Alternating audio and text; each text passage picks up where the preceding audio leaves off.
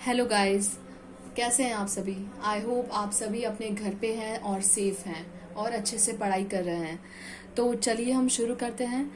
हम chapter number 3 पढ़ रहे थे साइंस का, सिंथेटिक फाइबर्स एंड प्लास्टिक्स। तो हमने ये चैप्टर आधा पढ़ लिया था, आधा और पढ़ना बाकी है। जैसे कि आप देख सकते हैं हमने ये चैप्टर पढ़ लिया था यूजेस ऑफ टेरेलिन। ये टॉपिक हमारा कंप्लीट हो गया था। इसके बाद से आज हमें पढ़ना है 4th नंबर का पॉलीथिलीन टेरेफ्थिलेट। ठीक है, ये टॉपिक से हमें पढ़ना है। इसके पहले आपने ये जो मैंने कल पढ़ाया आपने अच्छे से पढ़ लिया होगा। तो हम आज शुरू करते हैं ये टॉपिक। सब पेज नंबर 49 निकाल सकते हैं अपनी बुक का। So let's start. PET is very familiar from a polyester. जो PET है, हम जो पॉलीइथाइलीन टेरेफ्थिलेट, इसको पूरा जो इसका प्रोनाउंसिएशन है पॉलीइथाइलीन टेरेफ्थिलेट है, इसको हम बोलते हैं PET। शॉर्ट में हम इसको क्या कहते हैं, PET भी कह सकते हैं, क्योंकि ये एकदम से इजीली बोलना नहीं आता है एकदम से, तो हम इसको बोलेंगे PET।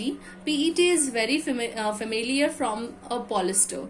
जो PET होता है ये बहुत फेमिलियर होता है पॉलिस्टर से। It is used for making bottles. इसका क्या क्या यूज है, बॉटल्स बनाने में काम आता है, यूटेंसिल्स बर्तन बनाने में, films, wires and many other useful products, ये सब बनाने के ये काम आता है। It is prepared by the polymerisation of ethane terephthalate. It can be easily drawn into fine filaments. तो जो ये इसको प्रिपेयर कैसे करते हैं, हम इसको कैसे प्रिपेयर करते हैं, पॉलीमराइजेशन ऑफ इथेन टेट्राफ्थिलेट टेराफ्थिलेट से हम इसको प्रिपेयर करते हैं, इनका पॉलीमराइजेशन कराया जाता है इस कंपाउंड का। It can be easily drawn into very fine filaments. इसको हम किस तरह से भी किसी भी शेप में ला सकते हैं। ठीक है, जो अलग अलग तरह के फाइन फिलामेंट्स का जो ये वर्ड यूज किया गया है, इसका ये मतलब है कि हम इसको जिस चाहे उस शेप में ला सकते हैं, अलग अलग बहुत सारी चीजें इससे बना सकते हैं इसके यूज से। Which can be woven like any other yarn. हम इसको किसी जैसे कोई यार्न होता है उसकी तरह हम इसको बुन भी सकते हैं। ठीक है, किसको, PET को। ठीक है, तो अब इसके यूजेस देख लेते हैं। It is largely used for making synthetic clothes. ये सबसे ज्यादा क्या काम आता है, सिंथेटिक क्लोथ्स को बनाने के लिए। जो सिंथेटिक कपड़ा होता है उसे बनाने में ये काम आता है। This clothes have a permanent crease and are easy to wash. तो जो ये क्लोथ्स होते हैं उसमें कोई क्रीज व्रीज नहीं आते हैं, यानी कि जो सल नहीं पड़ते हैं इनमें, और बहुत इजी वॉश करना होता है, इसको हम इजीली वॉश कर सकते हैं। It is used for making magnetic tapes used in audio cassettes and recorders, video cassette recorders। तो जो इसके मैग्नेटिक और कहाँ कहाँ यूज होता है, जैसे मैग्नेटिक टैप्स बनाने में यूज आता है ये, ऑडियो कैसेट रिकॉर्डर्स बनाने में, वीडियो कैसेट रिकॉर्डर्स बनाने में भी ये काम आता है। It is use for making containers for packaging आप देख सकते हैं। Food and soft drinks. PET bottles are commonly used in industry for selling all kinds of soft drinks, oils and other food articles. इस line का ये mean है कि जो PET है वो बहुत सारे पैकेजिंग कंटेनर्स होते हैं जिसमें हम कोई भी चीज पैक करते हैं, वो बनाने में काम आता है। पैकेजिंग कंटेनर से यहाँ पे मतलब है सॉफ्ट ड्रिंक्स। आप सभी सॉफ्ट ड्रिंक्स पीते होंगे, जैसे कि कोका कोला हो गई, माजा हो गई, ये सब क्या होती है, सॉफ्ट ड्रिंक्स में आती हैं। तो इनके जो क्या होते हैं, इनकी जो कंटेनर्स होते हैं जिनमें ये रख के आती है, जिनमें ये आती है, मार्केट से लेकर आते हैं हम, ऐसे ही थोड़ी आ जाती है, किसी में पैक होकर आती है। तो जो वो कंटेनर्स होते हैं उनके बाहर के, वो बनाने में भी ये काम आता है, क्या, PET। Bottles are commonly used in industry for selling kinds of drinks. ठीक है, जो बॉटल्स कॉमनली यूज्ड होती है इंडस्ट्री में for selling, used in industry में मतलब जो PET की बॉटल्स है ना सबसे ज्यादा यूज करी जाती है for selling all kinds of soft drinks. जब भी हम कोई भी, कितने सॉफ्ट ड्रिंक्स सब पीते हैं आजकल, ठीक है, तो जो जितने भी फूड आर्टिकल्स होते हैं सॉफ्ट ड्रिंक्स, तो ये किस में आते हैं, पैकेजिंग होकर आते हैं, अच्छी इनकी पैक होकर आते हैं। तो जो ये किससे बनते हैं, PET से। तो ये यहाँ पे इतना ज्यादा यूज में आता है। ओके, आई होप आपको समझ में आ गया होगा। अब नेक्स्ट हम पढ़ेंगे 5th acrylic fibres, acrylic fibres, या फिर इसको हम ये भी कह सकते हैं कि एक्रिलॉन और ऑरलॉन। ठीक है, तो what do you know about acrylic fibres? We wear sweaters and use shawls और ब्लैंकेट्स इन द विंटर। सर्दियों में हम स्वेटर्स पहनते हैं, शॉल्स का यूज लेते हैं, ब्लैंकेट्स का यूज लेते हैं सर्दियों में। तो many of these are actually not made from natural wool. तो इनमें से ज्यादातर क्या होते हैं जो कि वुल से नहीं बने होते हैं। वुल यानी कि जो नेचुरल वुल होती है ना, नेचुरल ओरिजिनल जो वुल होती है नेचुरल, उससे नहीं बने होते हैं। Though they appear to resemble wool, ये दिखते जरूर है वैसे। These are prepared from another type of synthetic fibres. तो जो ये हैं वो अदर तरह के जो अलग टाइप का सिंथेटिक फाइबर होता है उससे बनते हैं ये ज्यादातर, कि जो नेचुरल वुल होती है उससे नहीं बनते हैं। और उसको हम क्या कहते हैं? Acrylic. Acrylic fibre is obtain by the polymerisation of molecule of acrylonitrile. तो ये जो एक्राइलिक फाइबर्स होते हैं इनमें क्या होता है? पॉलीमराइजेशन करवाना पड़ता है। ये किससे बनते हैं? जो एक मॉलिक्यूल होता है जिसको हम बोलते हैं एक्राइलोनाइट्राइट। एक्राइलोनाइट्राइट का जो मॉलिक्यूल होता है उसका पॉलीमराइजेशन करवाना पड़ता है, which is complex molecule obtained by complex chemical process from the petroleum products। ये जो कि क्या होता है? एक कॉम्प्लेक्स मॉलिक्यूल होता है जो कि किससे ऑब्टेन होता है? कॉम्प्लेक्स केमिकल प्रोसेस होता है फ्रॉम पेट्रोलियम प्रोडक्ट से। कुछ कॉम्प्लेक्स केमिकल प्रोसेस होता है वो करना पड़ता है, उसके बाद जाके ये ऑब्टेन होता है। और जो ये फाइबर्स होते हैं बहुत लाइट होते हैं और सॉफ्ट होते हैं, जैसे कि वुल होती है ना, जैसे कि ऊन होती है, ऊन, उसकी तरह ये बहुत लाइट और सॉफ्ट होते हैं। They are resistant to weathering. ये बहुत ज्यादा अच्छा, मतलब हम इनको अच्छे से वियर कर सकते हैं। वियर करने के लिए बहुत सही रहते हैं। जब ठंडा मौसम होता है, वेदरिंग ठंडी होती है, तो उसके लिए ये बहुत यूजफुल रहता है। और क्या होता है? काफी चीप भी होता है, इसलिए भी ये काफी यूजफुल है। अब इसके कुछ यूजेस देख लेते हैं। Uses of acrylic fibres. They are used for making yarn for hand knit sweaters. तो जो ये फाइबर्स होते हैं ये क्या यूज में आते हैं? यार्न बनाने के यूज में आते हैं। Making yarn for knit sweaters. ठीक है, जो हम खुद बुनते हैं स्वेटर्स, उनको निट करने के लिए जो यार्न चाहिए होता है वो बनाने के लिए भी काम आते हैं। They are also used for making blankets and shawls which are very light as warm as woollen blankets. और ये किस में बनाने में काम आते हैं? जो ब्लैंकेट्स होते हैं, जैसे कि शॉल्स भी हो गए, ब्लैंकेट हो गए, ये क्या होते हैं? बहुत लाइट होते हैं, वेरी लाइट होते हैं और बहुत ज्यादा गर्म भी होते हैं, जैसे कि वूलन ब्लैंकेट्स होते हैं उन्हीं की तरह। तो उनको बनाने के लिए भी काफी ज्यादा काम आते हैं और ये काफी चीप होते हैं। इसलिए articles made from acrylic are very cheap. जो मैंने अभी बताया, जो एक्राइलिक होता है, एक्राइलिक काफी चीप होता है। जो अगर हम कंपेयर करें अदर वुल से, यानी कि जो ओरिजिनल वुल होता है उसके कंपेयर में एक्राइलिक फाइबर काफी ज्यादा चीप पड़ता है, इसलिए हम इसको इजीली यूज कर सकते हैं। ठीक है, ये इसके कुछ यूजेस हो गए। अब हमारा नेक्स्ट टॉपिक पे आते हैं हम, कैरोसिल। कैरोसिल के बारे में आपने सबने पढ़ा होगा। It has a trade name of high polymer of vinyl chloride. ये एक ट्रेड नेम है, हाई पॉलीमर होता है विनाइल क्लोराइड उसका। कैरोसिल के यूजेस क्या है? Carosil is a water proof as well as air proof. जो कैरोसिल होता है वो वाटर प्रूफ भी होता है और एयर प्रूफ भी होता है। वाटर प्रूफ यानी कि अगर पानी से इसको कोई वो नुकसान नहीं होता, अगर पानी भी पड़ जाए इसके ऊपर कोई दिक्कत नहीं होती। एयर प्रूफ में भी यही है, एयर से भी कोई नुकसान नहीं होता इसको। It is used for coating fabrics of silk. Coating means आपको पता है, यानी कि किसी चीज के ऊपर किसी की कोटिंग करना। जैसे कि ये किसमें यूज आता है? It is use for coating fabrics of silk. जो सिल्क का जो फैब्रिक होता है उसकी कोटिंग करने में, रेयन की कोटिंग करने में और कॉटन की कोटिंग करने में काम आता है। वो उनके ऊपर ये क्या कोटिंग कर देता है और इनको क्या बना देता है? वाटर प्रूफ बना देता है। ठीक है, तो इसमें कैरोसिल काम आता है। Water proof fabric so obtain can be used और rainy days as bathroom curtains. तो जो ये वाटर प्रूफ फैब्रिक्स होते हैं वो कहाँ यूज में आते हैं? रेनी डेज में।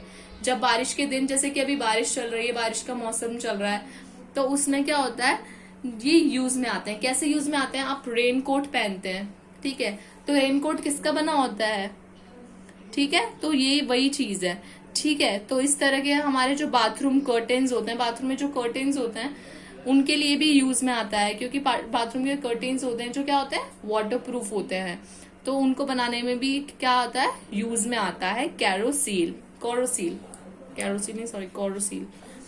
अब advantages of synthetic fibre, advantages क्या क्या क्या है सिंथेटिक फाइबर। अभी हमने जितने भी फाइबर्स पढ़े सिंथेटिक फाइबर्स, उनके कुछ यूजेस पढ़े, ठीक है। कितने फाइबर्स पढ़े, कितने सिंथेटिक फाइबर्स पढ़े हमने, पूरे 6। फर्स्ट मैं एक बार फिर से बता देती हूँ आपको। फर्स्ट क्या था, जैसे फर्स्ट था रेयन, ठीक है। सेकंड था हमारे पास नायलॉन, ठीक है। नायलॉन के बाद आ गया पॉलिस्टर्स, पॉलिस्टर के बाद आ गया टेरिलीन, ठीक है। टेरिलीन के बाद आ गया पीईटी, अभी हमने जस्ट पढ़ा। पीईटी के बाद एक्रिलोन, उसके बाद आ गया कोरोसील। ये हमने कुछ सिंथेटिक फाइबर्स के बारे में पढ़ा है और इनके यूजेस के बारे में भी पढ़ा है कि ये किस तरह से हमारी डेली लाइफ में यूज आते हैं। अब हम इनके कुछ एडवांटेजेस देखेंगे synthetic fibres. They have a high lustre and do not become yellow with the age. ये काफी ज्यादा शाइनिंग, चमकीले होते हैं और ये क्या होते हैं, डू नॉट बिकम येलो, यानी कि ये पुराने नहीं होते, येलो नहीं पड़ते हैं। इनका जो कपड़ा होता है या फिर जो भी होता है ये येलो नहीं पड़ते हैं टाइम के साथ में। They last longer as compare to natural fibres. ये काफी ज्यादा टाइम तक चलते हैं। अगर हम नेचुरल फाइबर्स का इनसे कंपेयर करें तो काफी टाइम तक ये लास्ट लॉन्ग चलते हैं, ठीक है। उनकी कंपेयर में खराब नहीं होते हैं जल्दी से। दे डू नॉट श्रिंक और वॉशिंग। जब हम इनको वॉश करते हैं तो ये श्रिंक नहीं होते हैं, ठीक है, यानी कि सिकुड़ते नहीं हैं वॉश करने पे। They are easy to clean and dry quickly. जो नेचुरल फाइबर्स होते हैं वो उनको थोड़ा मुश्किल होता है, लेकिन जो सिंथेटिक फाइबर्स होते हैं उनको वॉश करना भी और क्या कहते हैं, और उनको क्लीन करना भी काफी ज्यादा इजी हो जाता है, उनको ड्राई करना भी इजी हो जाता है quickly. They need very little और नो लॉन्गर आयरनिंग, यानी कि इनको बहुत ज्यादा मतलब आयरन करने की, जैसे हम कॉटन का कोई भी कपड़ा पहनते हैं, कॉटन होता है जो, ठीक है, हम उसको पहनते हैं तो उसको आयरन करने की जरूरत पड़ती है, क्योंकि हम बिना आयरन के उसको नहीं पहन सकते हैं, क्योंकि उसमें क्या होता है, बहुत ज्यादा क्रीजिंग होती, क्रीज पड़ जाते हैं, यानी कि जो सल होते हैं सल पड़ जाते हैं कॉटन के कपड़े में, आपने देखा होगा। लेकिन जो ये सिंथेटिक फाइबर से बने जो कपड़े होते हैं ना, उनको ज्यादा आयरन करने की जरूरत नहीं पड़ती, हम उनको ऐसे ही वॉश करके भी नॉर्मली पहन सकते हैं। They are less expensive than the natural fibres and most important point is that कि ये काफी ज्यादा एक्सपेंसिव नहीं है, मतलब जो नेचुरल फाइबर्स होते हैं वो ज्यादा एक्सपेंसिव होते हैं, यानी कि ज्यादा महंगे होते हैं, और जो ये सिंथेटिक फाइबर्स होते हैं वो महंगे नहीं होते इतने जितने कि नेचुरल फाइबर्स होते हैं, वो थोड़े चीप होते हैं इनके कंपेयर में। तो हमें ये इजीली हमारे पास अवेलेबल हो जाता है, हम इजीली इनको खरीद के पहन सकते हैं, या फिर कोई भी चीज इनसे बनी हुई हम उसका यूज कर सकते हैं। तो ये कुछ सिंथेटिक फाइबर्स के एडवांटेजेस थे। तो एडवांटेज होते हैं तो डिसएडवांटेज भी होते ही हैं। तो अब हम इनके डिसएडवांटेजेस देखेंगे कि क्या क्या है। Disadvantages of synthetic fibres, they easily melt and burn to form small sticky beds at a very high temperature. Therefore, there is always a risk of getting burns, especially in kitchen while wearing clothes of synthetic fibers. तो सबसे बड़ा disadvantage शायद यही है कि ये क्या होते हैं, सिंथेटिक के बने हुए होते हैं, ठीक है। इनमें प्योर जो कपड़ा होता है वो नहीं होता है, प्योर फैब्रिक नहीं होता है इसमें, तो ये इजीली मेल्ट हो सकते हैं और बर्न, यानी कि जलते बहुत जल्दी है ये कपड़े। To form small sticky beads बन जाते हैं इनके, यानी कि अगर हम बहुत ज्यादा हाई टेम्परेचर पे इनको रखें तो इनके मेल्ट होने का और जलने का खतरा बना रहता है। Therefore is always a risk of getting burn, यानी कि जलने की हमेशा रिस्क रहती है कि अगर ज्यादा टेम्परेचर में ये जल ना जाए। स्पेशली इन किचन, सबसे इम्पोर्टेंट किचन में, जैसे किचन में हमारा गैस का यूज होता है, तो हम आसपास गैस का यूज कर रहे हैं हम, और हमने कोई ऐसा सिंथेटिक फाइबर से बना हुआ क्लॉथ पहना हुआ है, तो उसमें क्या है, उसका जलने का बहुत डर रहता है while wearing cloths of synthetic fibers. Second point, they get electrically charged in dry weathers. जब बहुत ज्यादा ड्राई होता है वेदर काफी ज्यादा, तो उसमें क्या होता है, ये इलेक्ट्रिकली चार्ज होने लगते हैं. You must have seen sparks flying from the blankets made from synthetic fibers during night. These sparks are due to the electric charge. These electric charge causes skin problems in some persons. ठीक है, तो ये आपने देखा होगा. जैसे अगर आप सिंथेटिक फाइबर से बने हुए बहुत से ब्लैंकेट होते हैं जो आप सर्दियों में यूज करते हैं. सर्दियों में जो आप ब्लैंकेट्स को ओढ़ते हैं उसमें क्या होता है, बहुत बार आप देखते होंगे एक इजी करंट सा महसूस करते हैं, एकदम से कुछ लाइट सी महसूस करते हैं, जैसे कोई चिंगारी एकदम से जलती है ना, उस तरह से. तो वो क्या होता है, वो किस वजह से होता है, क्योंकि ये क्या करते हैं, ये बहुत जल्दी इलेक्ट्रिकली चार्ज हो जाते हैं. क्योंकि ये किससे बने हुए होते हैं, सिंथेटिक फाइबर्स होते हैं, तो ये बहुत जल्दी इलेक्ट्रिकली चार्ज हो जाते हैं. और ये क्या होता है, इसमें स्पार्क होता है, एकदम से स्पार्क हो सकता है, फ्रिक्शन होने की वजह से स्पार्क इसमें हो सकता है. फ्लाइंग फ्रॉम द ब्लैंकेट्स, ठीक है, sparks flying from the blanket आपने देखा होगा. Made from synthetic during the night. These sparks are due to the electronic charges, the electric charges. और जो ये इलेक्ट्रिक चार्जेस होते हैं वो उसकी वजह से क्या होता है, स्किन प्रॉब्लम्स हो सकती है. कुछ पर्सन्स में ऐसे कुछ ज्यादा होता नहीं है, लेकिन कुछ पर्सन्स में इसकी वजह से स्किन प्रॉब्लम्स हो सकती हैं. ठीक है, तो ये एक और इसका डिसएडवांटेज था. अब एक डिसएडवांटेज और है, जैसे कि unlike natural fibers they do not absorb sweat, therefore clothes made from synthetic fibers are very uncomfortable in summer or rainy season. तो जो नेचुरल फाइबर्स होते हैं, जैसे कि जो नेचुरल फाइबर्स होते हैं वो क्या कर लेते हैं, हमारा जो स्वेट यानी कि जो हमारा पसीना, हमारी बॉडी से जो पसीना निकलता है उसको एब्जॉर्ब कर लेते हैं, जो कॉटन के जो कपड़े बने हुए होते हैं वो. लेकिन जो कपड़े सिंथेटिक फाइबर से बनते हैं वो हमारा स्वेट एब्जॉर्ब नहीं करते हैं. और इसीलिए जो गर्मियों में ये सिंथेटिक फाइबर्स के बने हुए जो कपड़े होते हैं उनको वियर करना बहुत ज्यादा मुश्किल हो जाता है, बहुत अनकंफर्टेबल हो जाता है.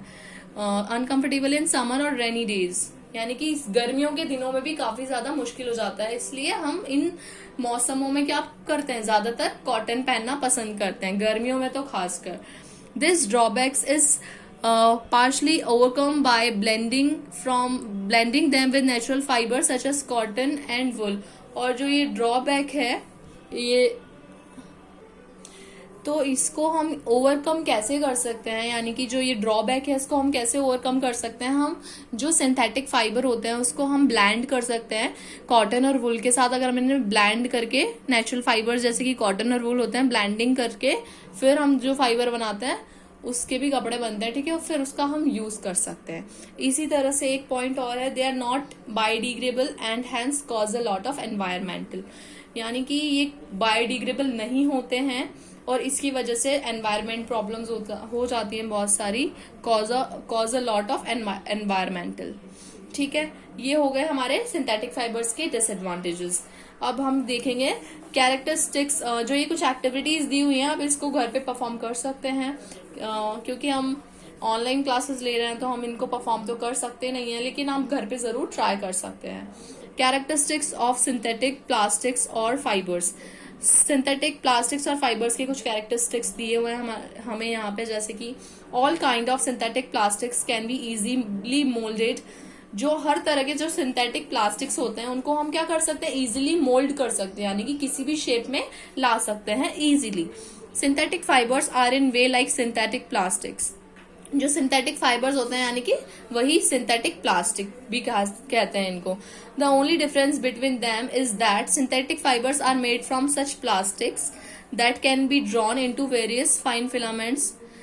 जो सिंथेटिक फाइबर, इनमें सिर्फ इतना सा डिफरेंस है, जो सिंथेटिक फाइबर्स होते हैं वो किससे बनते हैं, उन प्लास्टिक्स से बनते हैं जो कि इजीली फाइन फिलामेंट्स में कन्वर्ट हो सकते हैं. ठीक है, जो सिंथेटिक फाइबर्स होते हैं, which on spinning from synthetic fibres, उनको हम स्पाइन करवा के सिंथेटिक फाइबर्स के साथ.